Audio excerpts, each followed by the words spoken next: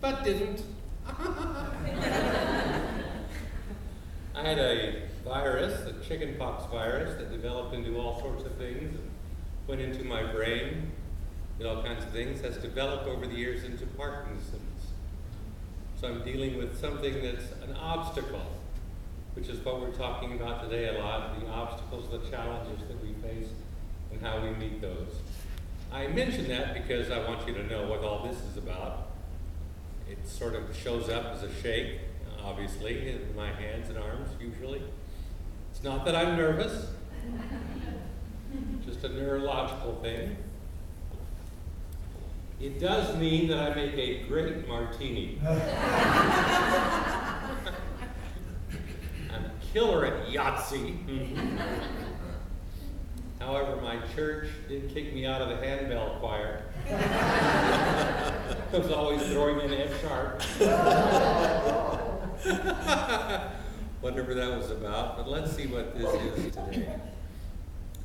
You know, Dave and I have been in a committed relationship for 22 years.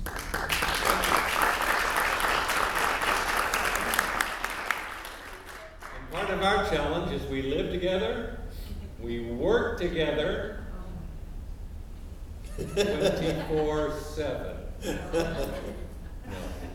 And I cannot imagine a more wonderful place to be in my life with Dave and with his help.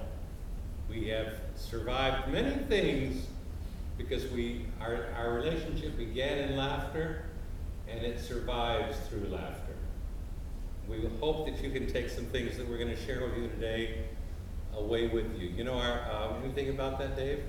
Not yet. Okay. By the way, I'm about to become a bionic person. Next month I have a procedure called deep brain stimulation, where they go in and implant electrodes in my brain and then into a battery pack underneath some muscle in here. And that supposedly stops all this. So after we get that done, we'll come back and just show you how it is when I don't shake. But today, as far as we're talking about your relationships, your own personal lives, how we adjust to things, how we meet obstacles, how we survive. Our role models this morning, for the few minutes we have, is kids. Don't you think, Dave? Children. My favorite thing about children is how they mess with us as adults. It's like the little man who calls a house one night. A little boy answers the phone. Little boy says, man says, may I speak to one of your parents? The kid goes, they're busy.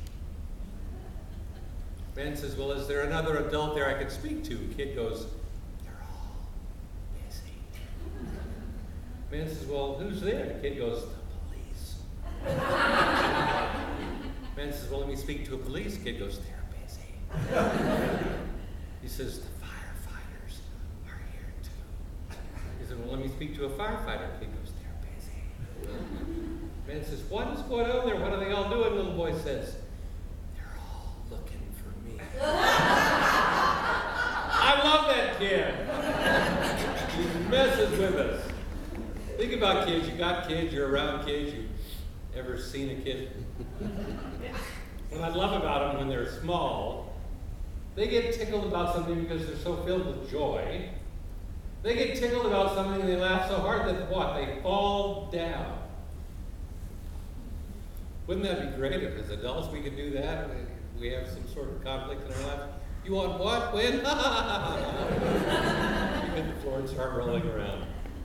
Our kids are off in a corner playing a game together. They decide they need a new rule. What do? They make it up. And that's part of the challenge here today. We're making up new rules as we go along. So interesting to hear Rick's story. You have to make up new rules, and we're making those up and breaking through, and that's quite exciting. Thank you, Dave. You know, there's a study about laughter, a lot of studies about laughter, and how you can, I hope you can take away how you can use them to meet the challenges you're facing. Study out of Stanford University says that children in kindergarten laugh 300 times a day. And would you love to be that researcher? There's adults in that study, 17.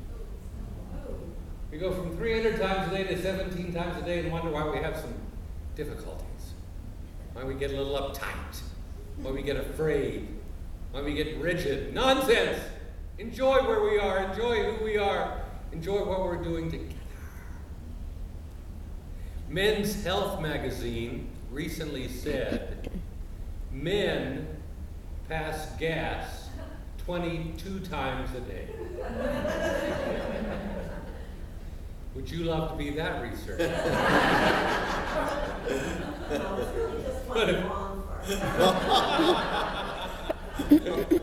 But if you're doing that more than you're laughing, there might be some problems in our lives. Laughter heals a lot. It heals a lot. There's a lot of things that laughter does that we're going to address in just a few moments. But you know, Dave and I work with serious adults who are kind of rigid, kind of uptight all over the country, around the world. So every now and then, to refresh myself, my soul, my heart, my head, I visit a preschool room. Talk about accepting, talk about open to ideas, talk about seeing things through fresh eyes. Preschoolers! That's what we all need to be, is preschoolers. I'll visit the children, and at some point I'll ask them, how many in this room can sing and dance? What do you think happens? Absolutely, every hand shoots up, they get up and they show me. We asked that to National Security Agency in Washington. They didn't raise too many hands right there. It was fun to get them there after a while. Well, this morning, because today is a great day, great programs, I'm just so thrilled to be part of it. But we're going to start our session this morning by singing and dancing together. Good. Some of you are going, okay. Some of you are going, no way. No.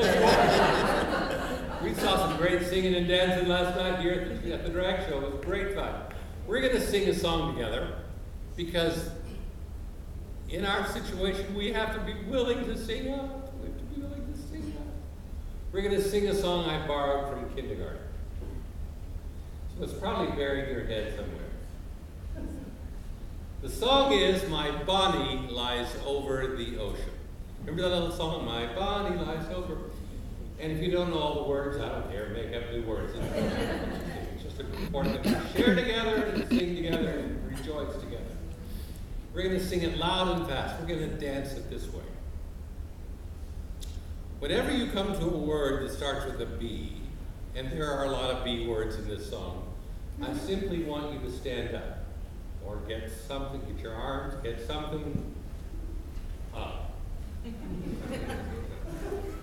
You'll stay standing. You'll stay up until the next word that starts with a B, when you will sit down, go down, put arms down. We're going to simply go up and down on words that start with B's. We're going to sing it loud, we're going to sing it fast. I'll bet you also you're going to get another little benefit, because when you stand up out of these chairs, the seat's going to hit you in the butt. So up on a B word, down on a B word. I want to know two things from you this morning. Number one, how loudly you all can sing. And number two, how well you know your letters. I'll get you started. It's not as easy for me to get up and down right now, but I'll get you started and it's up to you. So feet on the floor, anything you got on your lap, put away, you don't need it.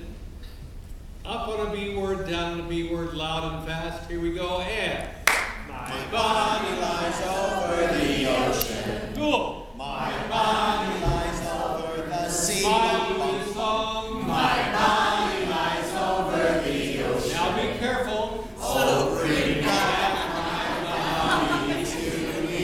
Another chorus. Bring back, oh, bring back my body to me. Here's the big finish.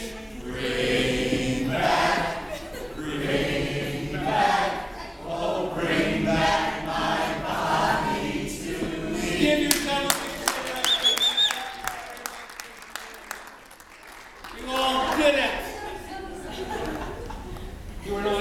record, you all did it. Because let me tell you, a lot of times I'll ask groups of adults to do this, and I'll see people go, well, I'm not going to do that, it's foolish. Nonsense. Life's not being foolish. Let's let it go. Let's enjoy it. Let's embrace what we love. Let's embrace what we do. Let's embrace our spirits, our souls, our heads, our connections, our relationships. How absolutely cool. You did a great job with that. You know, Doug Hall, in a book called Jumpstart Your Brain, says we grow up too fast, we stop dreaming too early, and worrying becomes a finely honed skill that blocks our vision and keeps our hearts from soaring. Children's hearts soar. How can we maintain that even in the moments of difficulty and challenges that we face? How can we maintain a heart that soars?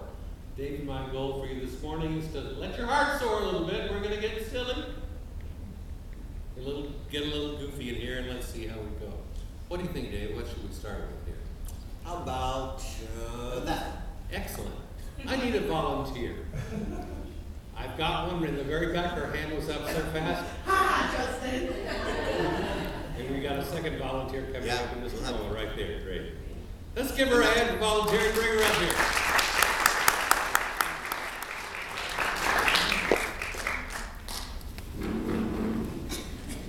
Today we're going to be doing a few activities in this session about making connections, about playing, about being a little joyful, about being kid-like. You cannot do any of this wrong. Let it go. Just see where we feel, what benefits we can have from it. What's your first name? Megan. Nice to have you up here. Nice to meet you. If you would have a seat here Sure. besides Dave. Could I have a topic or a subject that Megan and Dave would know absolutely nothing about? It has nothing to do with this conference, just some topic or subject. Topiary. What was that? Topiary. Topiary. Excellent. Topiary. Topiary. And I hope that they don't know what that is. Because Megan and Dave are going to lecture to you at this opening session on the topic of topiary. Now, life is about building relationships and making connections. These two people are going to make those connections right now by lecturing as if they were one person. Okay. Here's what's going to happen. One of these people will start talking to you about topiary as if they were the expert. That person will talk until I do this. When I clap, the speaker will stop, and the partner will pick up the very next logical word in that same sentence and keep moving it forward. It's about connecting in, it's about hearing, it's about listening, it's about building relationships, it's about agreeing, it's about lifting each other up, which is what this organization is about. And let's see how we do. Would you please welcome heartily the world's leading authorities on topiary.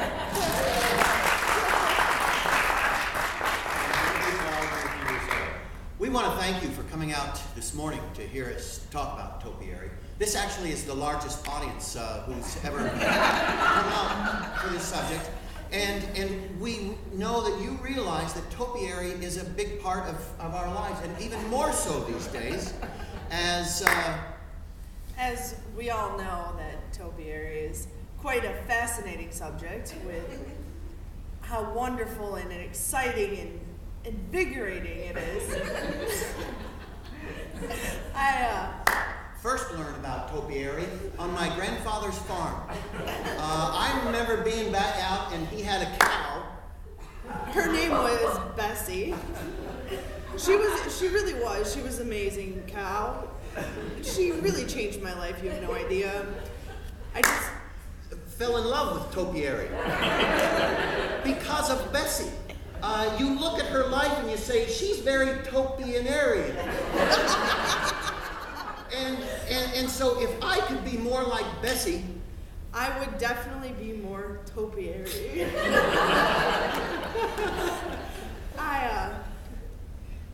I can't express how much she changed my life with being so very topiary-ish. And it was that day that I felt that I need to investigate this more. And so I did. First of all, This is where my love for topiary came from, because of Bessie, of course, and her very topiary-ness. But first I needed some funds to back up my research, so I met with a banker, and the banker said, yes, I will help you in your quest for becoming more topiarious. Because I too am a topiarian, and I would love nothing more than to sit around and talk about topiary. Just over there, how did Megan go?